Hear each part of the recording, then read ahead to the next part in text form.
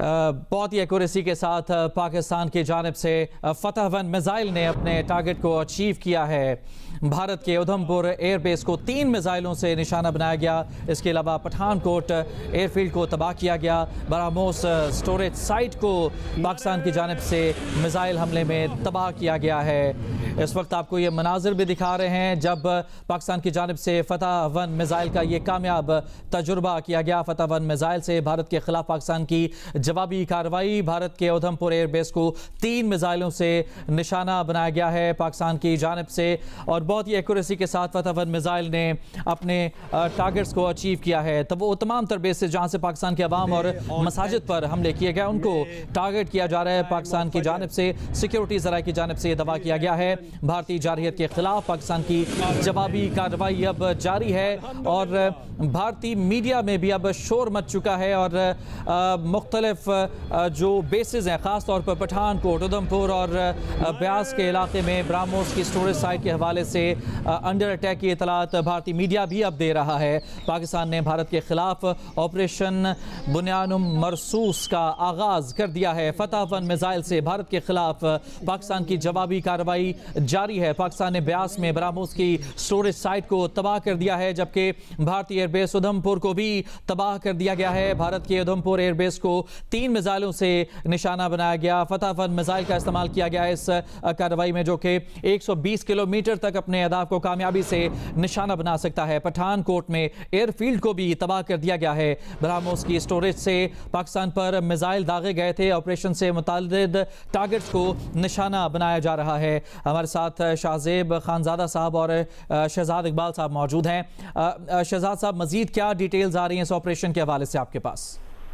जी बिल्कुल, जो उधमपुर का एयरबेस है उसको 3 मिसाइल जो है वो मारे गए हैं और ये फतह-1 मिसाइल है। और आपको याद होगा इसके जो लॉन्च था वो अब से सिर्फ 5 दिन पहले हुआ था, क्योंकि एक अंदाजा था कि भारत जिस एग्रेशन से आगे बढ़ रहा है तो हमने ये एक्सटेंडर्स की जो ऑनगोइंग ट्रेनिंग है उसमें इसके टेस्टिंग की थी, एक कामयाब टेस्टिंग की थी। इसकी रेंज 120 किलोमीटर है और इसकी खास बात यह कि इस मिसाइल की जो एक्यूरेसी है वो बहुत ज्यादा एनहांस्ड है, उसको बढ़ाया गया था और जो नेविगेशन सिस्टम है वो भी बहुत एडवांस लेवल का है। तो इसका मतलब जब आप इसको फायर करेंगे जो आपका टारगेट होगा मोस्ट लाइकली अपना टारगेट अचीव करेगा। और जैसे कि हमें बताया जा रहा है जो सिक्योरिटी जराए हैं उनकी जानिब से कि ये अपने टारगेट्स पे लगा है और जैसे पाकिस्तान के एयर बेसिस को निशाना बनाया गया, पाकिस्तान ने जवाब में उनके एयर बेसिस को निशाना बनाया है और खासतौर पर वो एयर बेस जहां से पाकिस्तान के ऊपर मिसाइल दागे जा रहे थे उनको निशाना बनाया है, जिसमें ब्राह्मस की जो स्टोरेज कैपेसिटी है उसको भी निशाना बनाया है। इसी तरह उधमपुर का जो एयरबेस है उसको भी तबाह किया गया है। और पठानकोट के हवाले से जब मैं आपको बता रहा था तो उस वक्त जो इंडियन मीडिया है वो भी ये कंफर्म कर रहा था कि बहुत एक शदीद एक्सप्लोजन हुआ है पठानकोट में। और अभी भी अगर आप देखें जो ये एक हमारे सामने जो इस वक्त जंग की सूरत हाल जारी है, इसके अलावा भी इस वक्त जो LOC है वहां पे भी बहुत ज्यादा जो है फायरिंग एक्सचेंज हो रही है भारतीय और पाकिस्तानी अफवाज के दरमियान। तो एक अब क्या कहा जा सकता है कि फुल फ्लेज ऑपरेशन है। भारत जो पाकिस्तान पे इल्जाम लगा रहा था कि हमने अटैक किए हैं उनके ऊपर, अब तक तो नहीं किए थे, लेकिन आज एक दिफाई इनिशिएटिव लेते हुए हमने ये अटैक उनके ऊपर लॉन्च किया है। क्योंकि जैसे मैं कुछ देर पहले भी बता रहा था, जो डिफेंस एक्सपर्ट है वो कह रहे हैं कि कभी आपको एस्केलेट करना पड़ता है डी एस्केलेशन के लिए।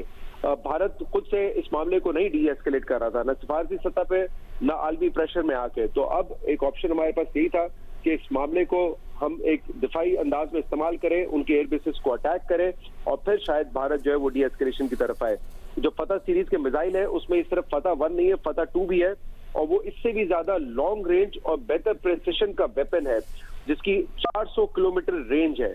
तो अभी हमने फतह-1 इस्तेमाल किया है। अगर हम चाहें तो हम और ज्यादा डेप्थ में जाकर उनके शहर जो पाकिस्तान के हदूद से ज्यादा दूर है उनको भी निशाना बना सकते हैं।